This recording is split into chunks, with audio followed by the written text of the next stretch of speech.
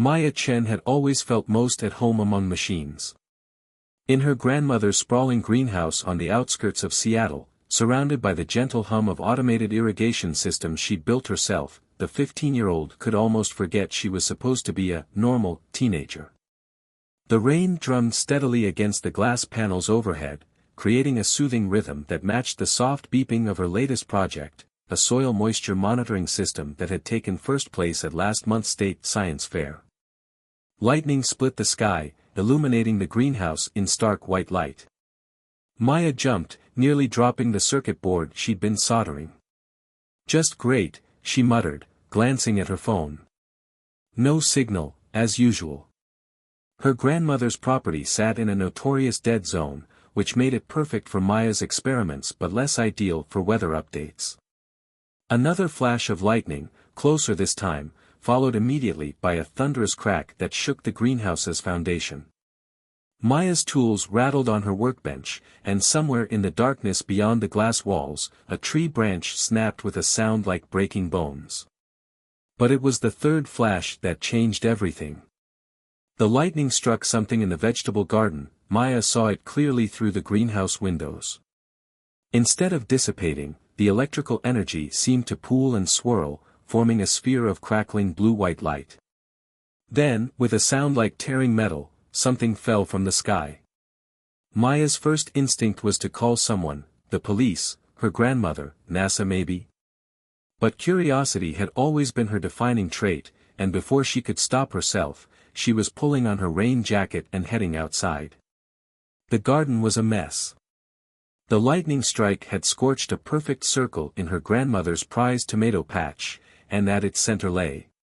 Maya's breath caught in her throat. It wasn't a meteor or space debris or anything else she could rationally explain. It was a sphere, about the size of a basketball, with a surface that seemed to shift and flow like liquid mercury. Geometric patterns pulsed across its surface in rhythmic waves, giving off a faint bluish glow.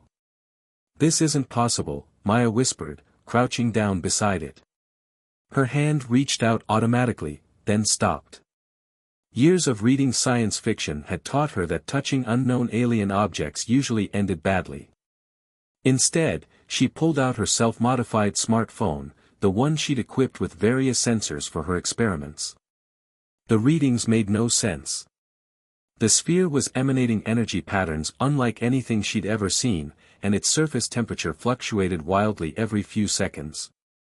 But what really caught her attention was the pattern of the fluctuations. They were too regular, too structured to be random.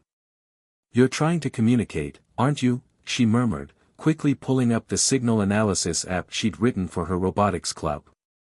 The sphere's surface rippled, as if in response to her voice. Maya's mind raced. If this was alien technology, and really, what else could it be? She needed to study it somewhere secure. Her grandmother was visiting relatives in Vancouver for the week, which meant the greenhouse was all hers. But moving it. She reached into her pocket and pulled out her lucky charm, a small drone she'd built from scrapped electronics, barely larger than her palm. She'd designed it to help with pollinating the greenhouse plants, but its magnetic lifting array might be strong enough. The sphere suddenly pulsed brighter, its surface patterns accelerating. Maya's drone rose from her palm of its own accord, its lights blinking in sequence with the sphere's pulses. "Okay," Maya breathed, "that's new." Using her drone as a guide, she managed to create a magnetic field that could safely lift the sphere. As she guided it toward the greenhouse, she noticed something else. What she'd initially thought was damage from the landing was actually a deliberate seam in the sphere's surface. It was wounded, yes, but it was also trying to repair itself. Inside the greenhouse, Maya cleared her workbench and carefully set up a containment area using spare parts from her various projects. As she worked, she couldn't help but grin. Her grandmother always said Maya would change the world someday with her inventions. She just hadn't expected that change to involve alien technology falling from the sky during a thunderstorm. The sphere settled into the containment field, its pulses growing steadier. Maya pulled up a chair and began setting up her monitoring equipment. "All right," she said, fingers flying across her laptop's keyboard. "Let's figure out what you are." She worked through the night, the storm raging outside forgotten as she lost herself in the puzzle before her. The sphere's energy patterns were becoming more complex, more organized.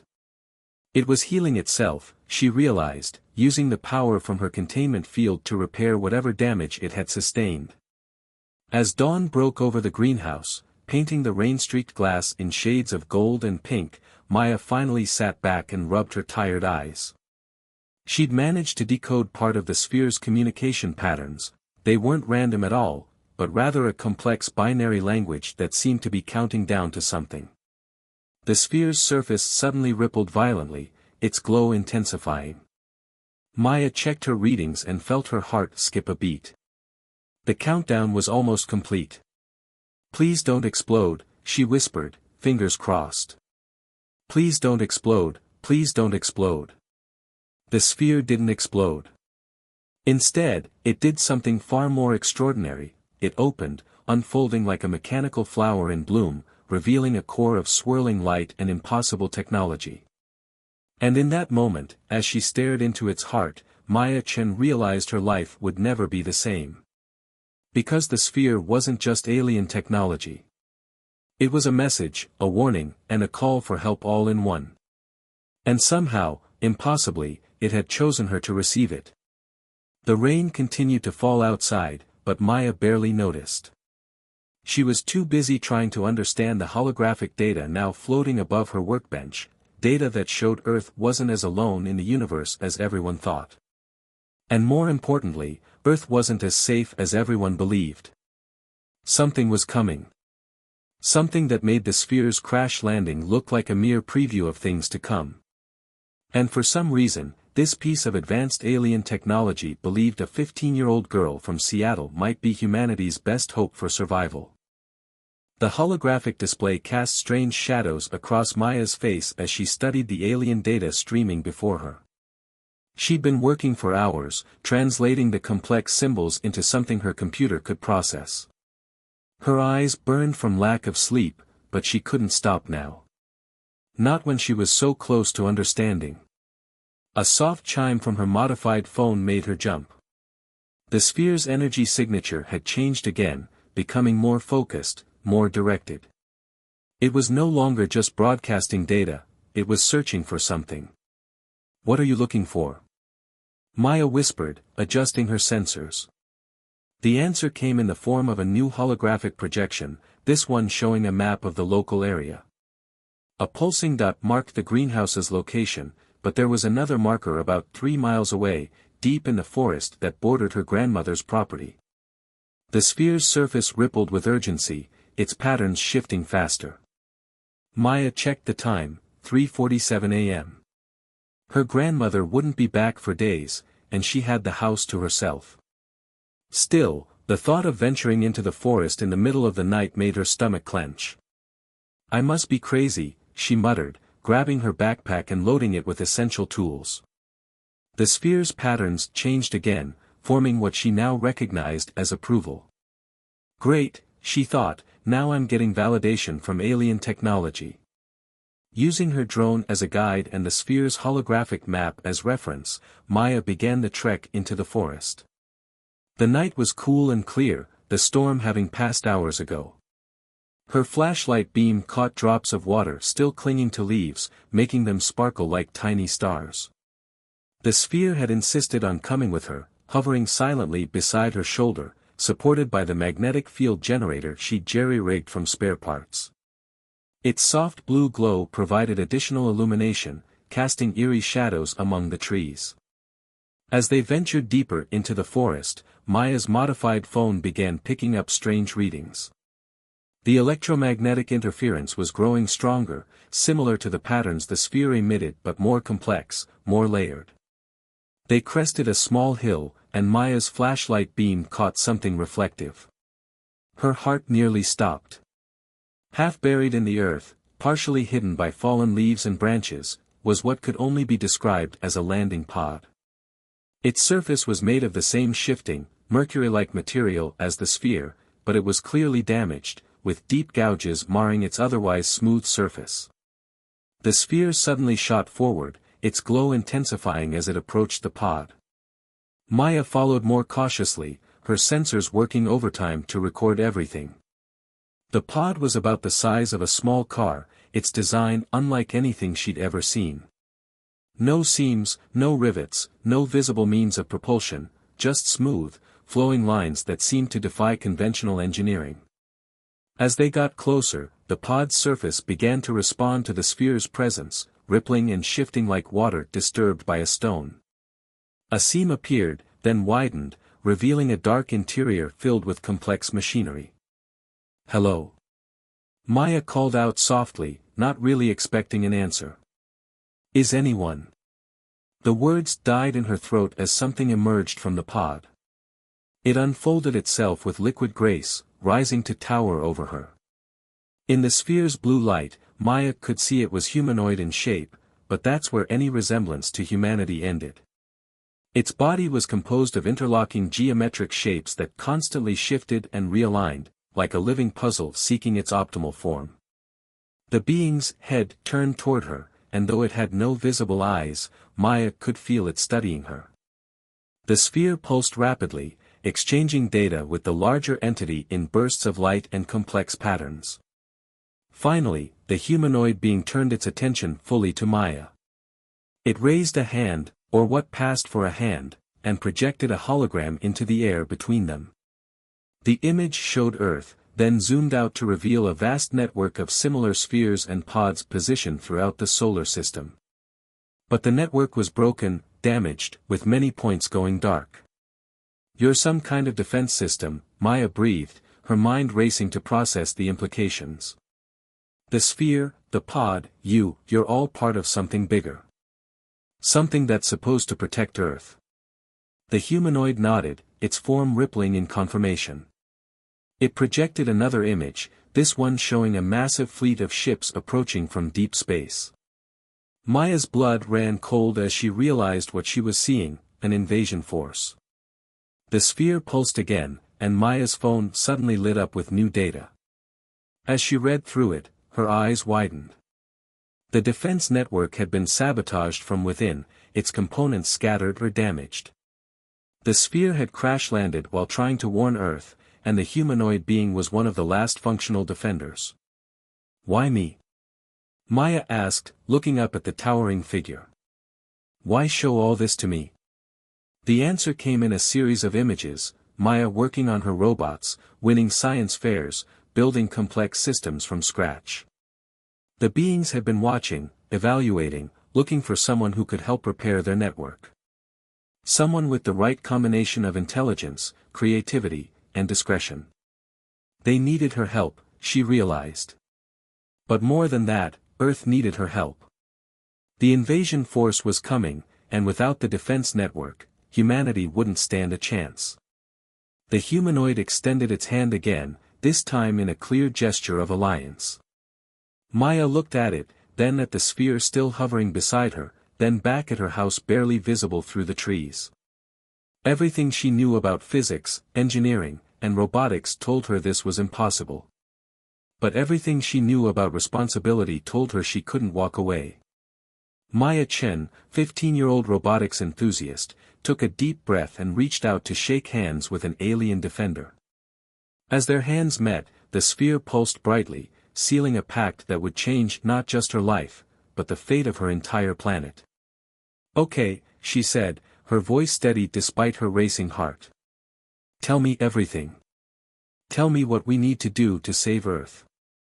The forest around them seemed to hold its breath as the humanoid began to share its knowledge. Maya pulled out her notebook and started taking notes, her mind already spinning with ideas and possibilities.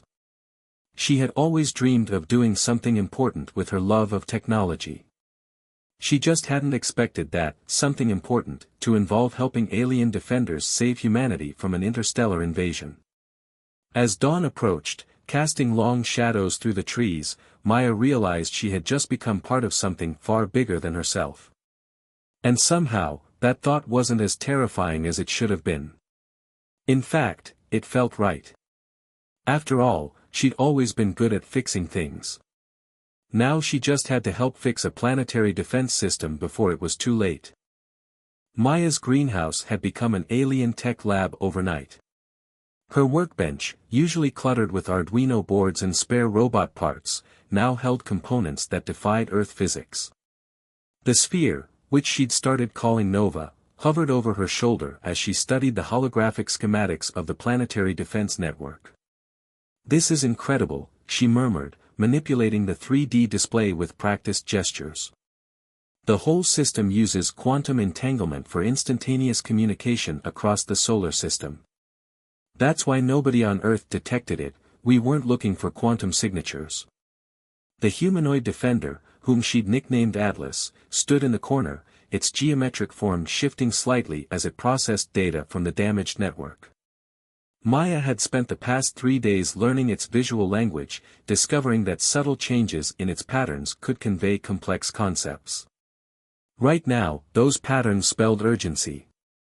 Maya's modified phone chimed, displaying new data from the network scan they'd initiated. "That's not good," she said, frowning at the results. "The invasion fleet isn't just coming, they're already here. Hidden behind Jupiter's magnetic field." Atlas's form rippled with confirmation, projecting a real-time image of the fleet. Maya counted at least 30 ships, each larger than anything humanity had ever built. But what caught her attention was their design. They used the same shifting, liquid metal technology as Nova and Atlas. "They're your people," she realized, looking between her two alien companions. "The invaders, they're from the same civilization that built the defense network." Nova pulsed rapidly, sharing data that made Maya's heart sink.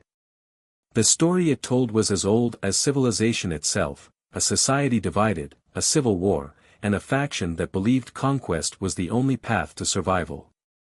The defense network had been created by those who wanted to protect developing worlds like Earth, giving them time to evolve without interference. But the invaders, the ones Nova and Atlas called the Harvesters, saw younger civilizations as resources to be exploited. They didn't just want Earth's resources, they wanted humanity's potential, our creativity, our ability to innovate and adapt. "So that's why you chose me," Maya said softly. "Because humans think differently. We find solutions your people might never consider." Atlas nodded, its form expanding slightly in what she now recognized as hope.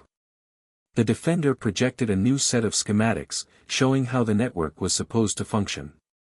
When complete, it could generate a quantum shield around Earth, making the planet virtually impenetrable. But the network was broken, its nodes scattered or deactivated.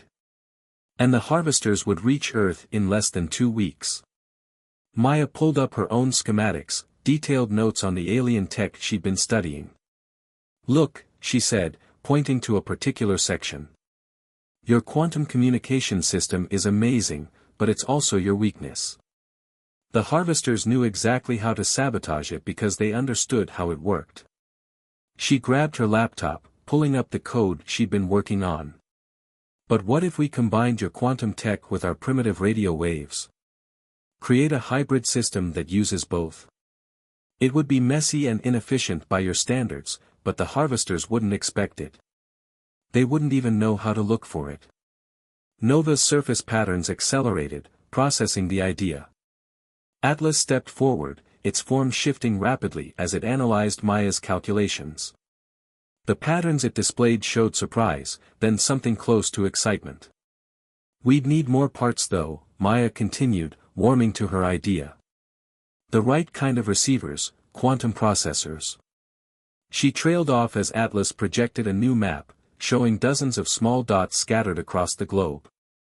"Are those?" They were backup components, she realized. Emergency supplies hidden on Earth by the defenders, waiting to be activated. But they needed someone with access to Earth technology to find them and link them together. Someone like her. Maya started pacing, her mind racing. "Okay, we need a plan. I can't exactly take a world tour collecting alien tech, I have school on Monday. But maybe." She looked at her drone collection, then at Nova. "Maybe I don't have to." She quickly sketched out a design, combining her drone technology with Nova's quantum systems. We could build scouts, small, stealthy drones that could locate and activate the backup components. They'd use my tech to stay hidden from Earth's sensors, and your tech to communicate with the network. Atlas and Nova exchanged pulses of light, communicating rapidly. When they turned back to Maya, their combined patterns showed clear approval. One problem though, Maya said, chewing her lip. I can't do this alone. Not in time. I need help, someone who knows Earth's satellite systems, someone who can help us coordinate globally without attracting attention. She pulled up a photo on her phone, showing a young woman in a NASA jacket. My cousin Sarah works at the Jet Propulsion Laboratory. She's brilliant, and more importantly, she can keep a secret. With her help monitoring satellite feeds, we might have a chance. Atlas's patterns shifted, showing concern. More humans meant more risk of discovery. But Nova pulsed supportively, its data suggesting that Maya's judgment could be trusted. I'll call her tonight, Maya decided. But first, we need to start building those scout drones. The harvesters are coming, and we've got less than 2 weeks to reactivate a planetary defense system using duct tape, Arduino boards, and quantum physics. She looked at her alien companions, a determined smile spreading across her face. Good thing impossible projects are my specialty.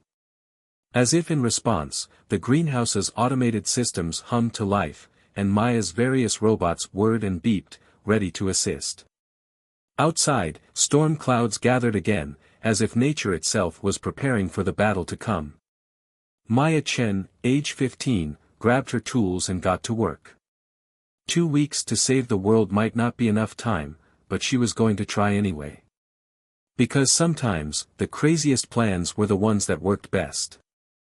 The JPL satellite control room hummed with activity as Sarah Chen stared at her monitors, dark circles under her eyes betraying her lack of sleep. To anyone else, the screens showed routine orbital tracking data. But Sarah knew better. Hidden in the noise were the quantum signatures of Maya's scout drones, darting around the globe like digital hummingbirds. Scout 7 just activated another node in Siberia, Sarah muttered into her secure phone. That makes 23. How many more do we need? In the greenhouse thousands of miles away, Maya checked her holographic display, Nova hovering anxiously beside her. At least 15 more for minimal coverage, she replied, fingers flying over her keyboard. But we've got bigger problems. The harvesters are moving. Atlas's form rippled with tension as it projected the latest deep space scans. The invasion fleet had left its hiding spot behind Jupiter and was accelerating toward Earth. Their massive ships no longer bothered with stealth, their liquid metal hulls gleaming in the sunlight. They must know what we're doing, Maya said, watching the projection with growing dread. They're going to reach Earth in 3 days, not 2 weeks. We're running out of time. A warning pulse from Nova drew their attention to another screen. One of the scout drones in South America had gone dark. Then another in Africa. Another in Australia. They're not just coming, Sarah's voice crackled through the phone. They're already here. Advanced scouts. They're hunting down our drones. Maya's mind raced. The scout drones were her design, combining Earth technology with alien quantum systems. They were supposed to be undetectable. Unless. Sarah, check the thermal signatures around the disabled drones. Look for any unusual heat patterns. A moment of keyboard clicking, then a sharp intake of breath. Found it. Some kind of energy web, like a spider's web made of heat. Our drones fly right into them and fry their Earth tech components, Maya finished. The quantum parts are fine, but without our hardware to interface with them. Atlas stepped forward, its geometric patterns forming complex equations in the air. Maya studied them, her eyes widening. Of course. The harvesters expected us to either use pure Earth tech or pure quantum tech. But our hybrid system means we can switch between them. Her fingers flew over her keyboard, implementing emergency protocols she'd built into the drones but hoped never to use. Sarah, get ready. In 30 seconds, all active drones will switch to pure quantum operations. They'll be blind to Earth's systems, but the harvester traps won't detect them, Sarah finished. Maya, you're a genius.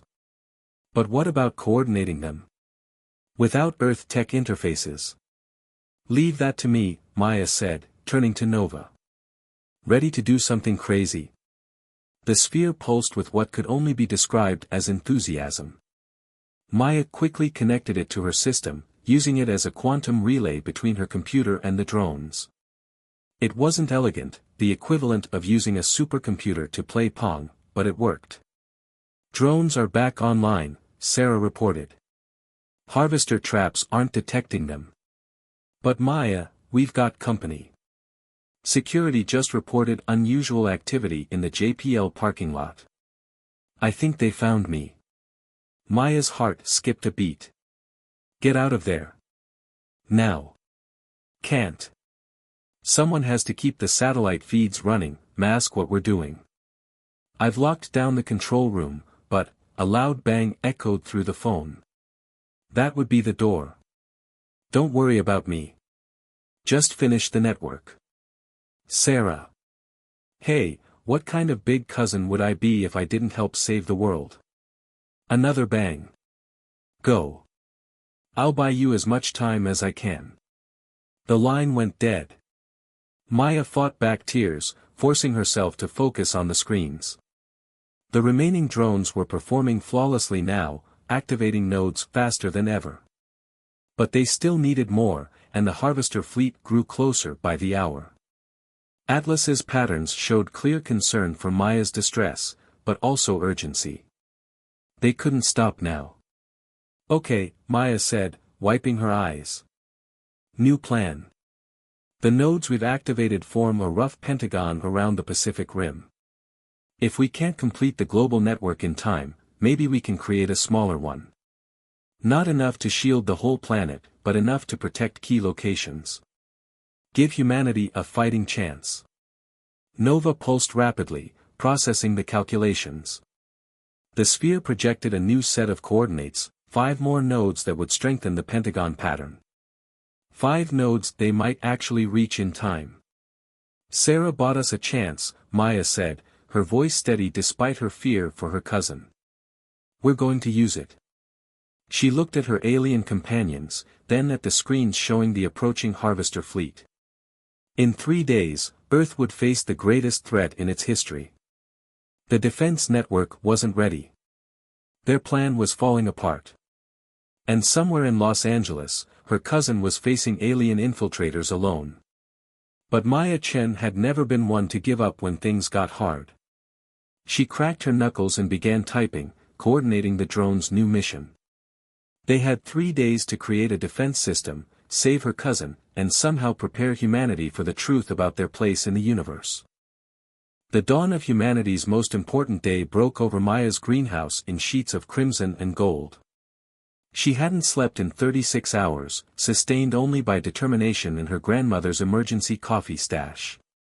The holographic displays around her workstation painted her face in ethereal light as she made final adjustments to the quantum defense grid. Pacific Rim Pentagon is holding steady, she muttered, more to herself than to Nova or Atlas. Node synchronization at 87%. It'll have to be enough. The harvester fleet had entered the inner solar system, their massive ships now visible from Earth's most powerful telescopes.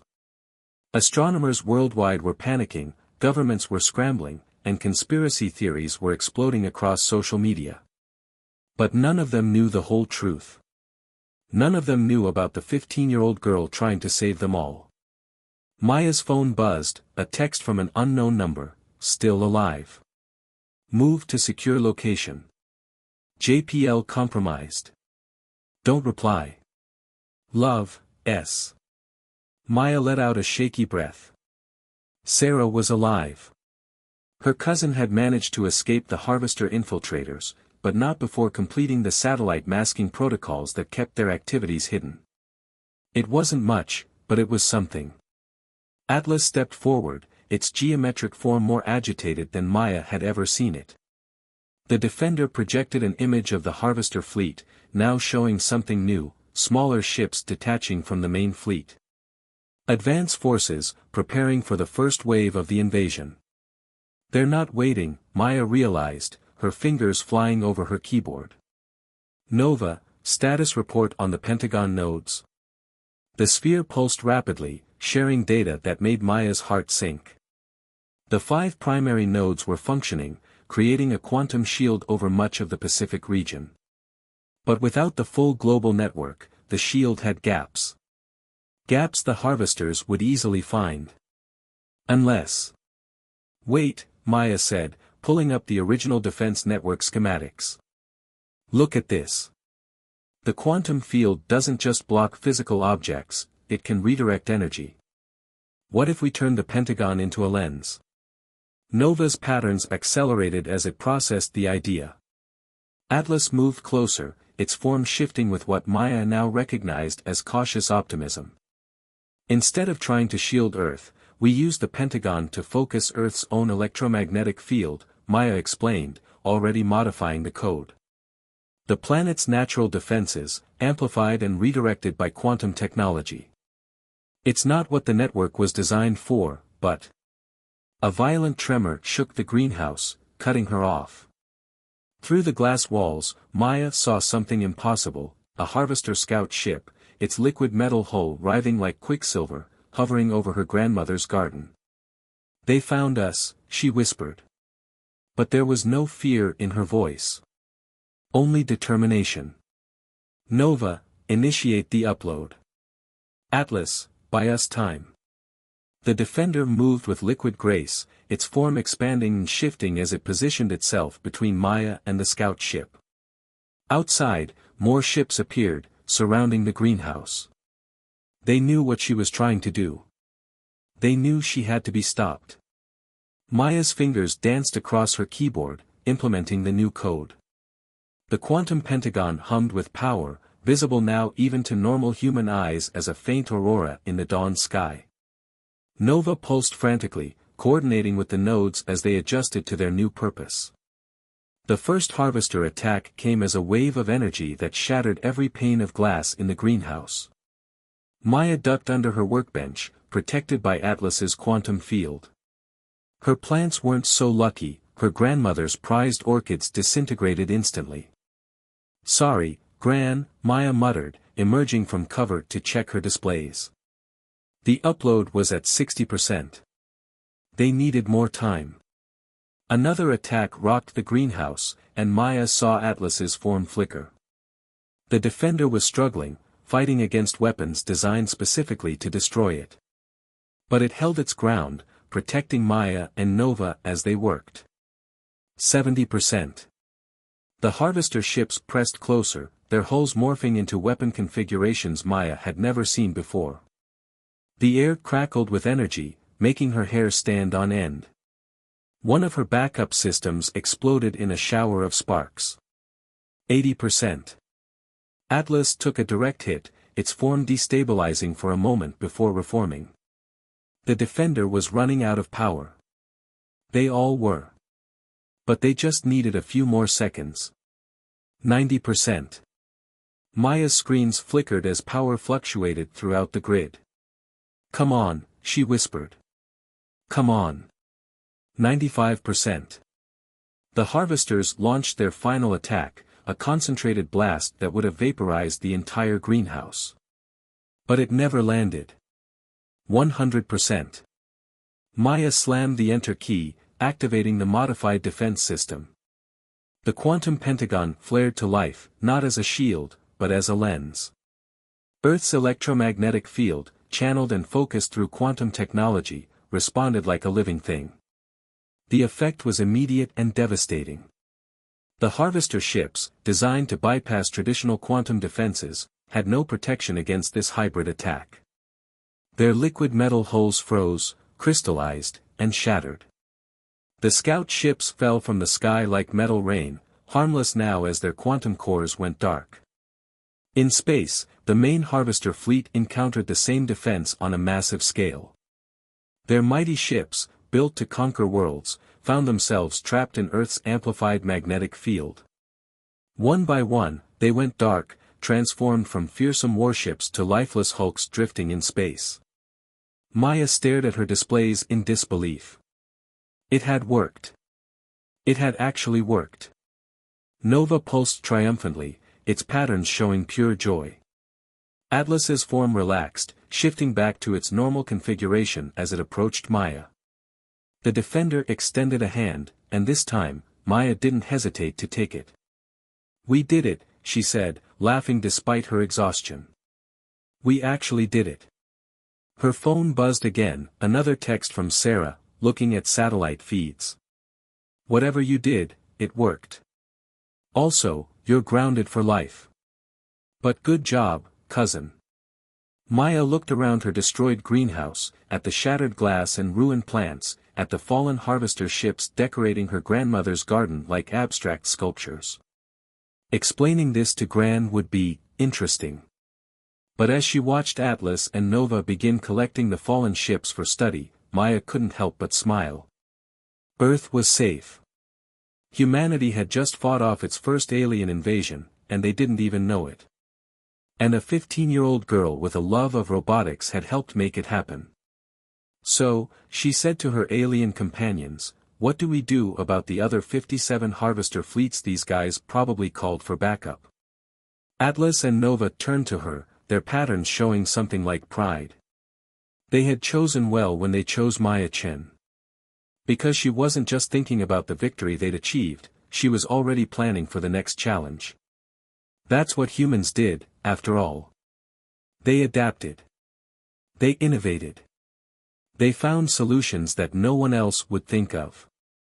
And now, thanks to Maya, they had alien quantum technology to work with. The future was going to be very interesting indeed. Maya pulled up a fresh document on her laptop and began typing, "Project Phoenix, Integrating Quantum Defense Systems with Earth Technology," by Maya Chen. Day 1. The sun rose fully over the greenhouse, marking the dawn of a new era for humanity. And in a destroyed greenhouse on the outskirts of Seattle, a teenage girl and her alien friends got back to work.